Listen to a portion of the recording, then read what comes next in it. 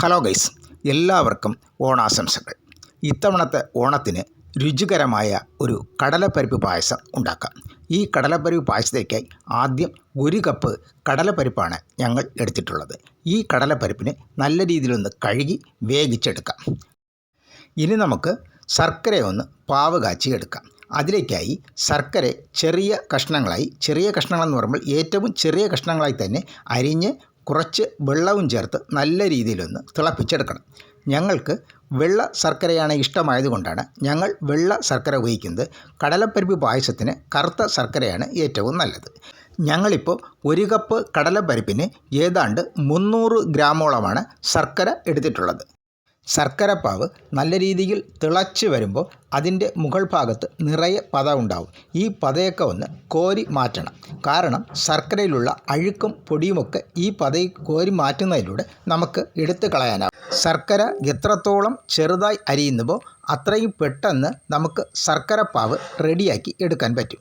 ശർക്കരപ്പാവിൻ്റെ മുകളിലുള്ള കുറേയേറെ പതയെ കോരി മാറ്റിക്കഴിഞ്ഞു. ഇനി നമുക്ക് ഈ ശർക്കരപ്പാവിനെ ഒരു പാത്രത്തിലേക്ക് അരിച്ച് മാറ്റി വയ്ക്കാം. ഇനി നമുക്ക് വേവിച്ച് വെച്ച കടലപ്പരിപ്പിനെ മിക്സിയിലിട്ട് ചെറിയ തോതിലൊന്ന് അടിച്ച് മാറ്റി വയ്ക്കാം. ഇനി ഒരു പാനിലേക്ക് നെയ്യൊഴിച്ച് നെയ്യ് നല്ല രീതിയിൽ ചൂടായതിനു ശേഷം ചെറിയ കഷ്ണങ്ങളാക്കി അരിഞ്ഞു വെച്ച തേങ്ങയൊന്നിട്ട് നല്ല രീതിയിൽ തന്നെ ഒന്ന് വറുത്തെടുക്കാം. തേങ്ങ മൂക്കും വരെ ഏതാണ്ട് ബ്രൗൺ കളർ കിട്ടുന്ന അതുവരെ നമുക്കതിനെ ഒന്ന് നല്ല രീതിയിൽ തന്നെ വറുക്കണം. ഇപ്പോൾ ഏതാണ്ട് തേങ്ങ ഒരു ബ്രൗൺ കളർ കിട്ടിയിട്ടുണ്ട്. ഇനി നമുക്ക് ഇതിലേക്ക് അണ്ടിപ്പരിപ്പ് കൂടെ ചേർത്ത് അതിനെയും ഒന്ന് വറുത്തെടുക്കാം.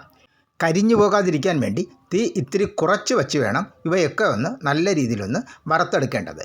ഇനി നമുക്ക് ഇതിലേക്ക് ഉണക്കമുന്തിരി കൂടി ചേർത്ത് നല്ല രീതിയിലൊന്ന് വറുത്തെടുക്കാം. എല്ലാം ഒന്ന് നല്ല രീതിയിൽ മുരിഞ്ഞു കഴിഞ്ഞു. ഇനി നമുക്ക് ഇതിനെ ഒന്ന് കോരി മാറ്റി വയ്ക്കാം. വറുത്ത് കോരി എടുത്ത ശേഷം പാനിൽ ബാക്കി വരുന്ന നെയ്യിനെ നമുക്ക് പായസം തയ്യാറാക്കാൻ വേണ്ടി എടുക്കാം. ഇനി നമുക്ക് ഉരുളിയിലേക്ക് നെയ്യൊഴിച്ച് അതിലേക്ക് ശർക്കരപ്പാവും ഒഴിച്ച് നേരത്തെ വേവിച്ച് ഉടച്ചു വെച്ച കടലപ്പരിപ്പും കൂടെ ചേർത്ത് കൊടുത്ത് നല്ല രീതിയിലൊന്ന് ഇളക്കിയെടുക്കാം. നമ്മൾ ശർക്കരപ്പാവും കടലപ്പരിപ്പും വേവിച്ച് ഉടച്ചു വെച്ചതിനാൽ തീ അല്പം കുറച്ച് വെച്ചാലും മതിയാവും. ശർക്കരപ്പാനിയും കടലപ്പരിപ്പും നല്ല രീതിയിലൊന്ന് മിക്സ് ചെയ്തെടുക്കാം. മിക്സ് ചെയ്യുമ്പോൾ ഏതാണ്ടൊരു കുറുകി കിട്ടുന്നത് വരെ നമുക്ക് തീ അല്പം കൂട്ടി വെച്ച് എടുക്കാം. ഇപ്പോൾ ഏതാണ്ട് ഒന്ന് കുറുകി കിട്ടിയിട്ടുണ്ട്. ഇനി നമുക്ക് ചവ്വരി കൂടെ ഒന്ന് ചേർത്ത് കൊടുക്കണം. ചവ്വരി ഞങ്ങൾ കഴുകി നല്ല രീതിയിൽ തന്നെ വേവിച്ച് വച്ചിട്ടുണ്ട്. ആ വേവിച്ച ചവ്വരി കൂടെ ഒന്ന് ഇതിലിട്ട് നല്ല രീതിയിൽ തന്നെ ഒന്ന് മിക്സ് ചെയ്തെടുക്കാം.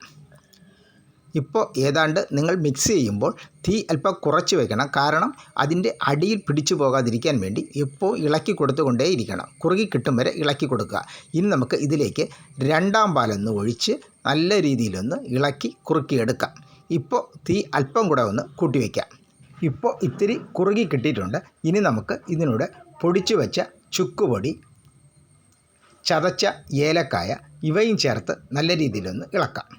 ഉരുളിയുടെ അടിയിൽ പിടിച്ചു പോകാതെ ഇപ്പോഴും ചെറുതായിട്ടൊന്ന് ഇളക്കി കൊടുത്തുകൊണ്ടേയിരിക്കുക. ഏതാണ്ട് നല്ല രീതിയിൽ തന്നെ കുറുകി കിട്ടിയിട്ടുണ്ട്. ഇനി നമുക്ക് ഇതിലേക്ക് 1ാം തേങ്ങാപ്പാൽ കൂടെ ഒന്ന് ഒഴിച്ച് നല്ല രീതിയിൽ ഒന്ന് ഇളക്കാം. പായസം ഇത്തിരി കട്ടിക്ക് വേണമെന്നുള്ളവർ 1ാം തേങ്ങാപ്പാൽ ഒഴിച്ച് നല്ല രീതിയിൽ കുറുകും വരെ ഒന്ന് കുറുക്കിയെടുക്കുക. അല്ലാത്തവർ 1ാം തേങ്ങാപ്പാൽ ഒഴിച്ച് പാലൊന്ന് തിളച്ചതിന് ശേഷം നിങ്ങൾക്ക് ആവശ്യമുള്ള അളവിന് കുറുകി കിട്ടുമ്പോൾ അതിലേക്ക് നേരത്തെ വറുത്തു വെച്ച ഉണക്കമുന്തിരിയും തേങ്ങയും അണ്ടിപ്പരിപ്പും ഇട്ട് വാങ്ങാം. ഞങ്ങൾ ഇത്തിരി കൂടെ ഒന്ന് കുറുക്കി എടുക്കുകയാണ്. ഏതാണ്ട് ഇപ്പോൾ നല്ല രീതിയിലൊന്ന് തന്നെ കുറുകി കഴിഞ്ഞു. ഇനി നമുക്ക് ഇതിലേക്ക് നേരത്തെ വറുത്തു വെച്ച തേങ്ങ കഷ്ണങ്ങളും അണ്ടിപ്പരിപ്പും ഉണക്കമുന്തിരിയും ഒക്കെ ഒന്ന് ചേർത്ത് കൊടുക്കാം. ഞങ്ങളുടെ ഇത്തവണത്തെ ഓണക്കാലത്ത് കടലപ്പരിപ്പ് പായസം റെഡിയായി കഴിഞ്ഞു. വീഡിയോ എല്ലാവർക്കും ഇഷ്ടപ്പെട്ടിട്ടുണ്ടാവും എന്ന് കരുതുന്നു. മറക്കാതെ സബ്സ്ക്രൈബ് ചെയ്യുക, ലൈക്ക് ചെയ്യുക, ഷെയർ ചെയ്യുക, കമൻറ്റ് ചെയ്യുക. ഇനി നമുക്ക് മറ്റൊരു വീഡിയോയുമായി കാണാം. എല്ലാവർക്കും ഞങ്ങളുടെ ഹൃദയം നിറഞ്ഞ ഓണാശംസകൾ.